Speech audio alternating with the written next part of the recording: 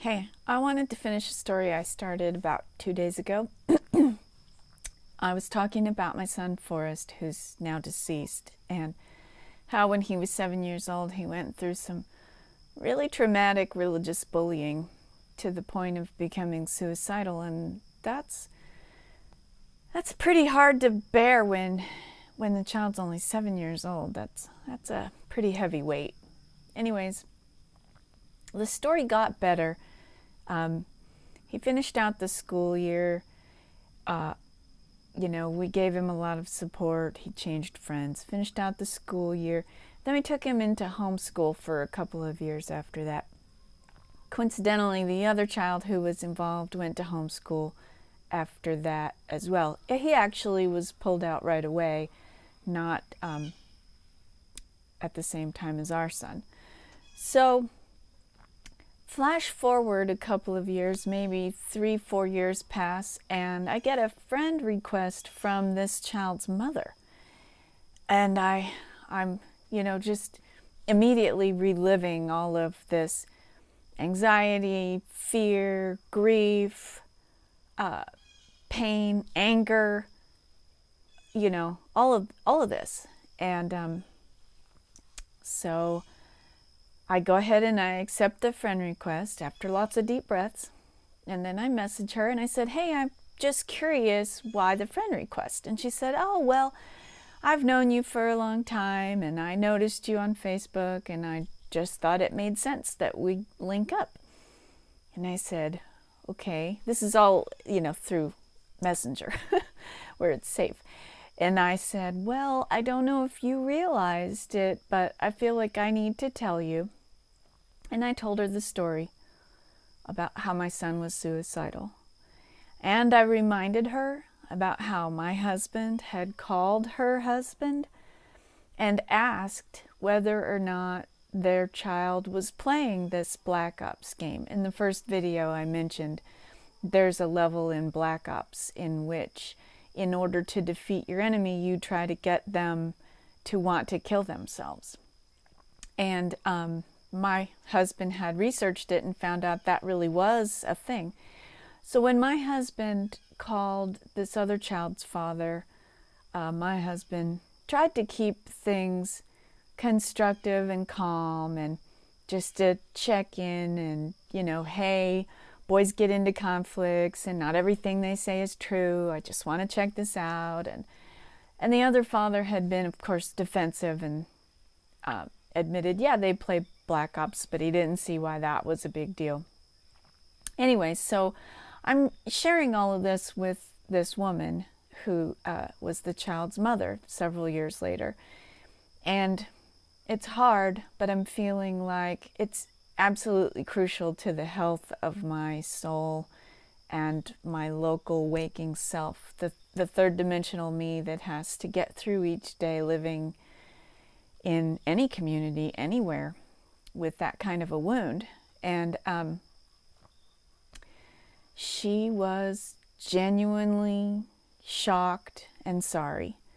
She had no idea it had gotten to that point. She knew our boys were struggling. Both our boys had been called into the office. Both our boys had been suspended for a day or two at one point.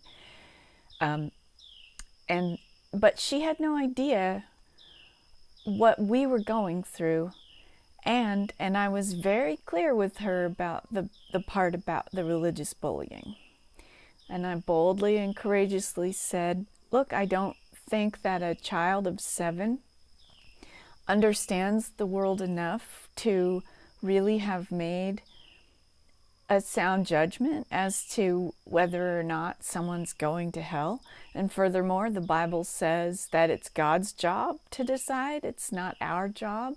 And I think that a child of 7 must be hearing that from the adults in his life.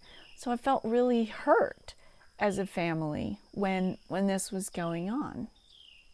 She was very sweet, very apologetic. She went on to explain that when she took her child into homeschool after that was sort of the catalyst event, but she took the boy into homeschool as well as a group of siblings. And at that time in her life, she discovered she was having health issues and had to make some radical diet changes. I think that mostly entailed adding lots of organic fruits and veggies, cutting grain, definitely cutting gluten, cutting out food coloring, cutting out soda pop, just really going natural, organic. Sounded like kind of a paleo style diet.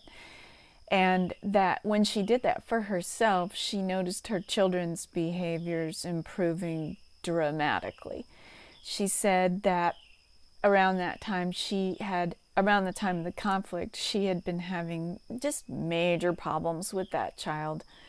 Not just the issue that my son was having, but other really big problems.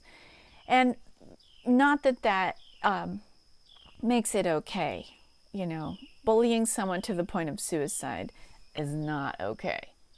But I felt better knowing that she had done some things to make some changes. She also mentioned about the violent video game. She cooled that off. She was addressing behavioral changes kind of in a 360-degree attempt.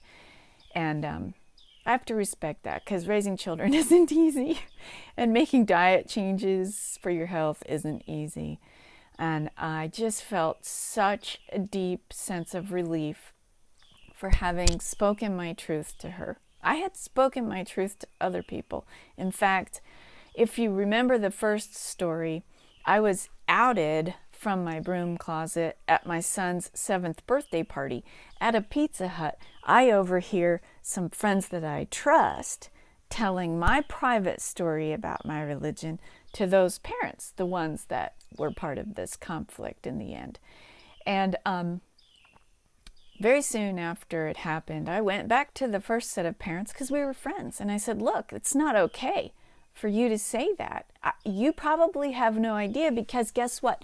You've never been afraid to share your religious views, because they're so much more mainstream, at least where I live right now. And they were apologetic too. And the reason I'm sharing these stories is because I know there are a lot of people out there hurting, and it doesn't matter whether you identify as Wiccan or pagan or Buddhist or Hindu or Muslim or atheist. It doesn't matter. If you're other, if you're different, if you aren't part of the dominant culture, the mainstream, everybody's doing it, we're all this one big religion. If you're somehow different from that, then you've been bullied. And one particular religion that I'm aware of seems to think that there's only one way to be a good person, and that if you're not a part of that religion, you're going to fry in hell. It's unfortunate. Now, not every Christian thinks that. I have a lot of wonderful, accepting, loving, caring, inclusive Christian friends. And I don't want to cast the entire population under the bus here. But those of us who aren't Christian have all faced this at some point or another. And one of the only ways that I know of to start to heal, to start to recover from that trauma, is to be willing to share about it. Not everywhere all the time, because you just open yourself up to more injury. But if you can find a safe place, a couple of safe friends, talk to the people who are like you first, preach to the choir. Then find a couple of friends, 1 or 2 friends who are not the same belief system as you. In this scenario, I'm talking about Christians. Find some good Christians and say, hey, I need to share. I know you're not like the people in this story, and I need some healing, and I'm trying to find some forgiveness. And so I need to tell you this story. And if they're really good people and you say it like that, of course they're going to be there for you. But you need to take this heavy weight, this burden out of your heart, and hand it to someone else and say, this is heavy. Help me hold this for a while. I can't hold it by myself anymore. And I promise you, it gets better. It does. There are people out there who will help.